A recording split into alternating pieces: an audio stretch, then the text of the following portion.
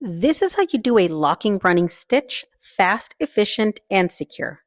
Start with a simple interrupted stitch and secure your knot. After securing your knot, move the knot to the opposite side for your first bite. This sets up the zigzag pattern.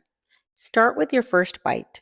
To lock the stitch, the needle must go through the loop you just created. As the needle comes through, make sure the loop is surrounding the needle, then pull the needle through to lock. Let's watch that again. As the needle comes through, keep the loop around the needle, then pull the needle through to lock. Here's another way to accomplish the same thing. Keep tension on the working strand and keep it on the outside of the needle as it comes through. This positions the loop around the needle so it locks automatically. Let's watch this again. Notice the working strand stays on the outside of the needle, so the needle comes through the loop. If you're finding this video helpful, save this and follow. It helps me keep creating videos like this.